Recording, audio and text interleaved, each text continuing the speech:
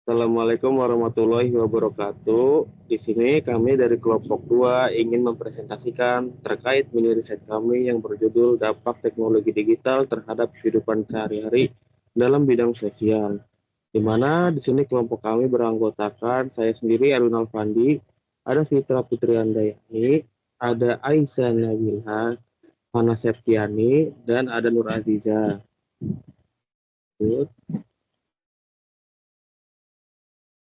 Pertama, ini ada pendahuluan di mana perkembangan pesat teknologi digital telah membawa perubahan besar dalam kehidupan sosial, mempengaruhi cara kita berkomunikasi, berinteraksi, dan bertransaksi. Namun, di sisi lain, kemajuan ini juga menyebabkan penurunan interaksi sosial langsung, berpotensi menimbulkan isolasi sosial dan kecanduan digital.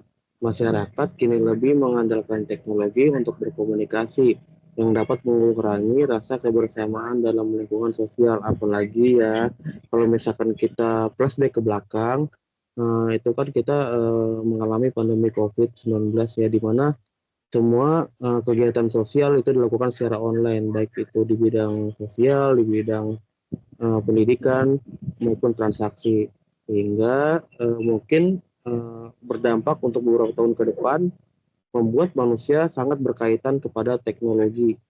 Nah, di mana keberkaitan ini tentunya akan memiliki pro kontra seperti itu. Mungkin bisa merugikan atau menguntungkan. Mungkin selanjutnya.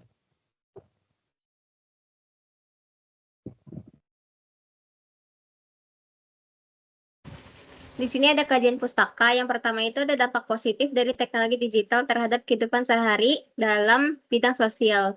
Teknologi digital itu memiliki berbagai dampak positif yang signifikan dalam kehidupan sosial masyarakat Indonesia.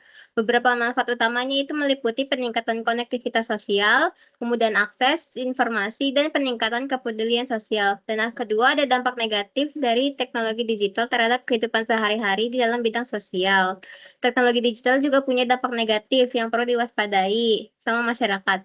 Beberapa dampaknya itu ada dampak pada moral dan perilaku sosial, perubahan pola interaksi, dan dampak pada bidang sosial anak remaja.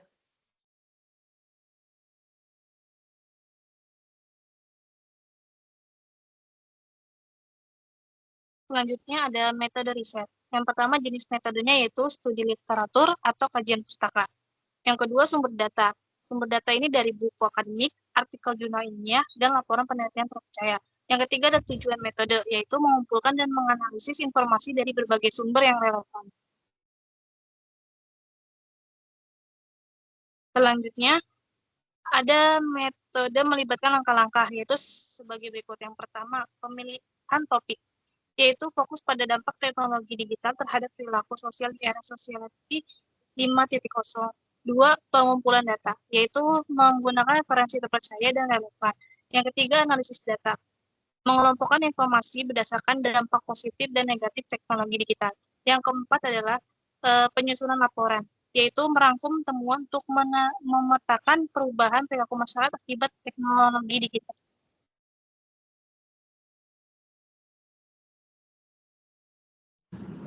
Selanjutnya, di sini kita akan membahas dampak-dampak dari teknologi digital terhadap kehidupan sehari-hari dalam bidang sosial. Yang pertama, di sini kita akan membahas dampak positifnya.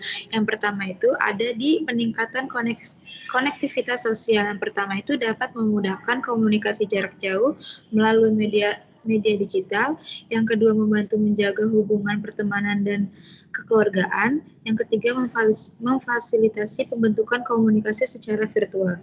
Kategori kedua itu ada kemudahan akses informasi. Yang pertama itu sebagai pencarian, pembelajaran, dan berbagai informasi. Lalu dapat menjadi peluang belajar mandiri dan pengembangan diri. Lalu memudahkan kolaborasi dan berbagai pengetahuan. Yang ketiga itu ada peningkatan kepedulian sosial. Yang pertama itu memudahkan penyebaran informasi dan penggalangan bantuan, memfasilitasi keterlibatan dalam kegiatan berbagi, meningkatkan transparansi dan akuntabilitas dalam aktivitas sosial.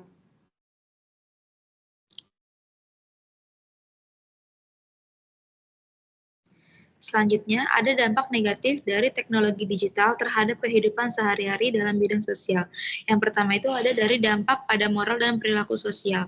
Yang pertama itu kemerosotan moral di kalangan warga masyarakat, kemajuan kehidupan ekonomi yang terlalu menekankan pada upaya pemenuhan berbagai kalangan material yang menyebabkan sebagian warga masyarakat menjadi kaya dalam materi tetapi kurang dalam rohani. Lalu ada kenakalan dan tindakan menyimpang di kalangan remaja yang semakin meningkat juga, lemahnya tradisi yang ada di masyarakat seperti gotong royong dan tolong menolong.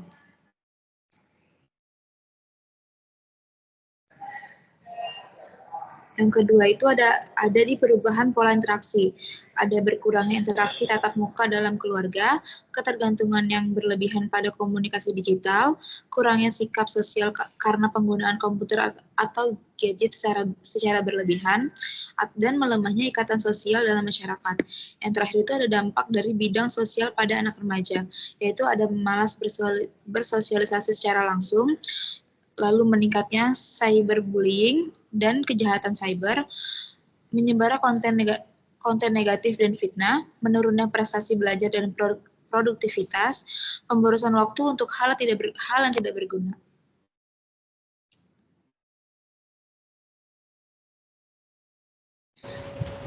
Di kesimpulannya itu, perkembangan teknologi digital berdampak besar pada kehidupan sosial secara positif.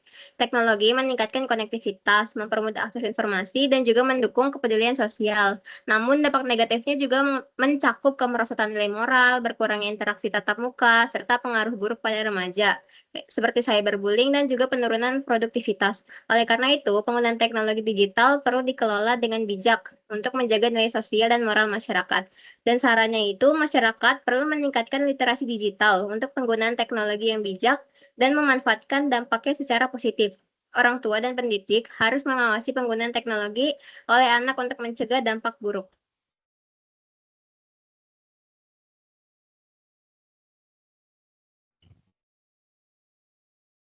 Mungkin sekian dari kelompok kami, kurang lebihnya mohon maaf. Wassalamualaikum warahmatullahi wabarakatuh.